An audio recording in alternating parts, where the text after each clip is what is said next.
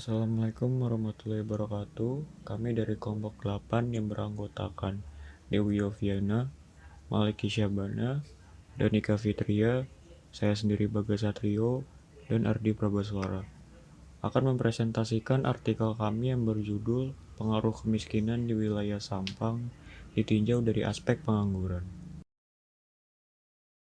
Di sini saya akan menjelaskan mengenai latar belakang dari artikel yang kami buat. Yang pertama, kemiskinan merupakan salah satu contoh permasalahan sosial yang disebabkan oleh faktor ekonomi. Kemiskinan itu sendiri didefinisikan sebagai salah satu kondisi ketidakmampuan secara ekonomi untuk memenuhi standar hidup rata-rata masyarakat di suatu daerah. Kondisi ketidakmampuan ini ditandai dengan rendahnya kemampuan pendapatan untuk memenuhi kebutuhan pokok baik berupa kebutuhan pangan, sandang, maupun papan. Kemampuan pendapatan yang rendah ini juga akan berdampak pada kemampuan untuk memenuhi standar kesehatan dan standar pendidikan.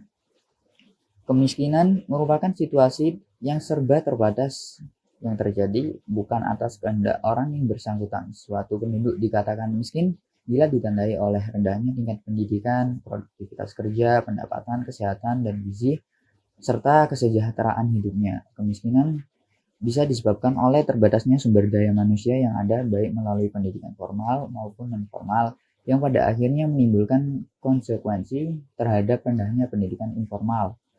Menurut Badan Pusat Statistika Jawa Timur pada tahun 2019 menjelaskan bahwasanya Jawa Timur menempati peringkat pertama dengan jumlah penduduk miskin terbesar di Indonesia. Dari latar belakang tersebut, didapatkan rumusan masalah sebagai berikut.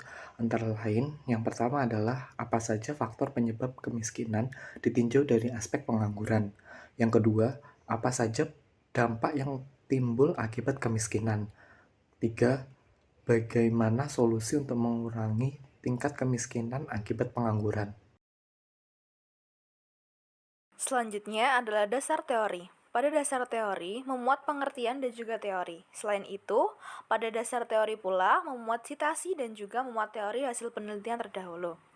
Berikut pada sebelah kanan ialah dasar teori pada artikel kami.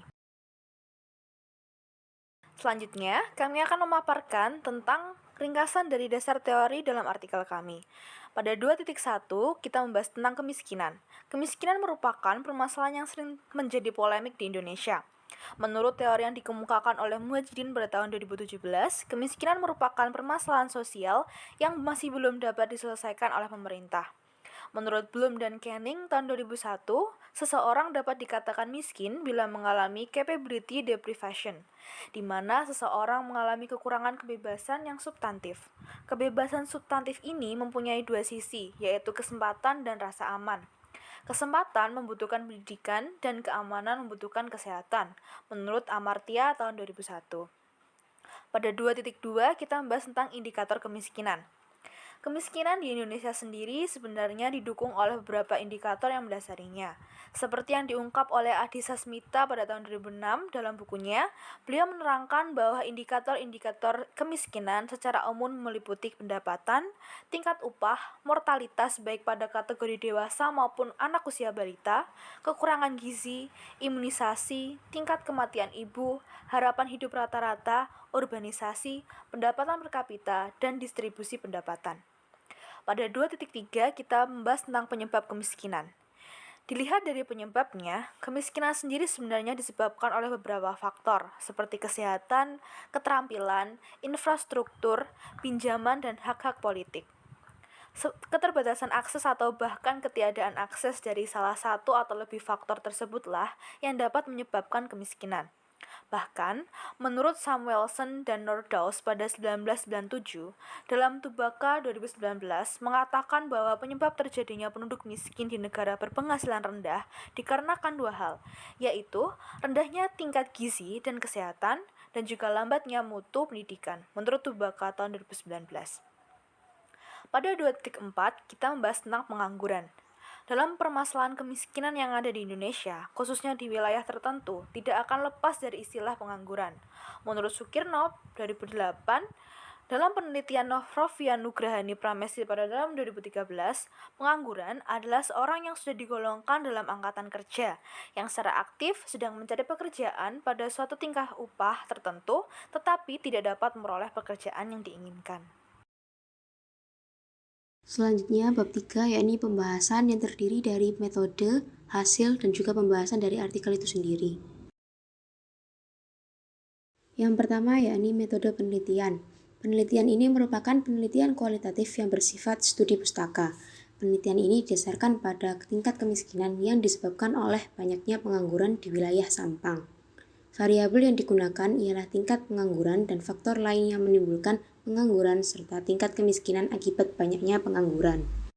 Data dan informasi yang digunakan pada penelitian ini berasal dari uraian yang terdapat pada artikel ilmiah juga data-data dari Badan Pusat Statistik atau BPS. Selanjutnya hasil. Berdasarkan hasil penelitian yang dilakukan oleh BPS Sampang pada tahun 2020, jumlah penduduk miskin di Sampang mencapai 224.000 jiwa atau 22,78%, yang mengalami kenaikan jika dibandingkan pada tahun 2019 yang mencapai 202.000 jiwa atau 20,71%. Kemudian jumlah pengangguran terbuka pada tahun 2019 sebesar 13.312 jiwa, meningkat sebesar 3.918 jiwa dibandingkan pada tahun 2020 yang sebesar 17.230 jiwa. Jumlah penduduk yang bekerja pada tahun 2019 sebesar 400.059.807 jiwa, mengalami peningkatan sebesar 721 jiwa jika dibandingkan dengan tahun 2020 yang sebesar 460.528 jiwa. Lalu didapat juga bahwa Kabupaten Sampang menempati peringkat 1 dalam angka kemiskinan pada tahun 2020 di Pulau Madura, Provinsi Jawa Timur, dan Pulau Jawa, dan menempati peringkat 48 di level nasional. Kemudian indeks kedalaman kemiskinan pada tahun 2019 sebesar 3,20, mengalami penurunan sebesar 0,27 jika dibandingkan dengan tahun 2020 sebesar 2,93. Dan indeks keparahan kemiskinan tahun 2019 sebesar 0,70, mengalami penurunan sebesar 0,17 jika dibandingkan dengan tahun 2020 sebesar 0,53. Lalu pembahasan. Pada penelitian yang telah ada disebutkan faktor-faktor meningkatnya kemiskinan.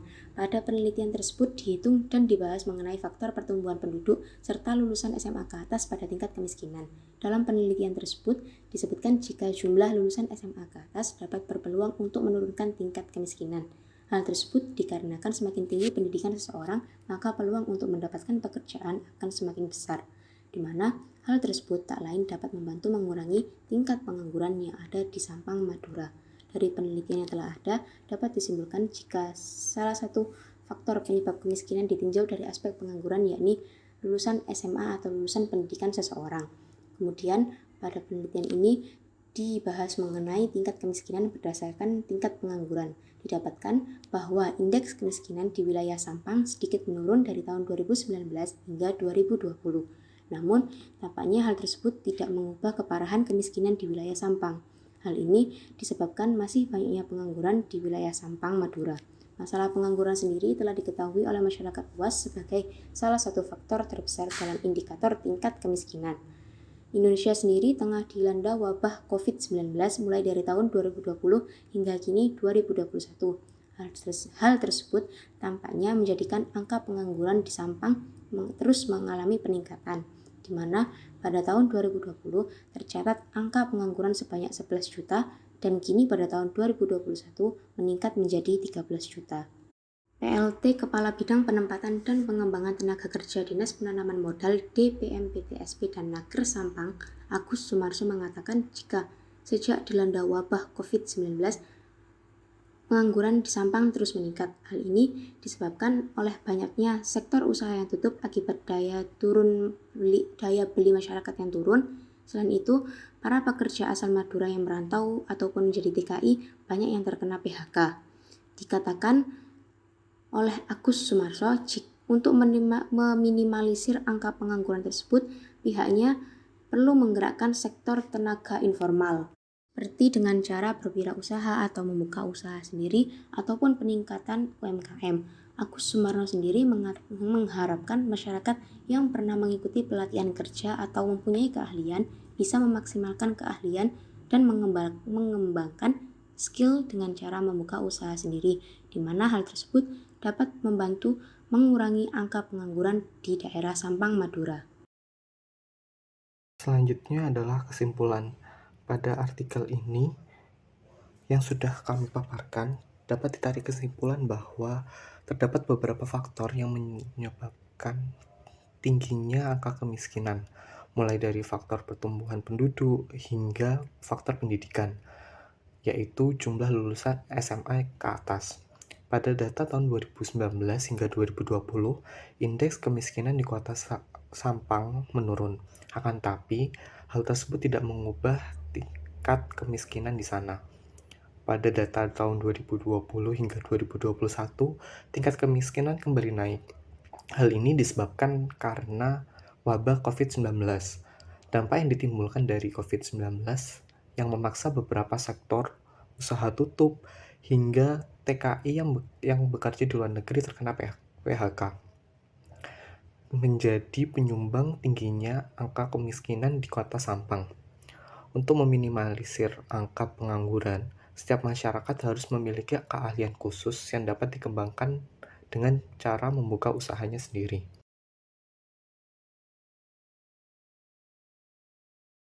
Sekian presentasi dari kelompok kami, kurang lebihnya mohon maaf. Wassalamualaikum warahmatullahi wabarakatuh.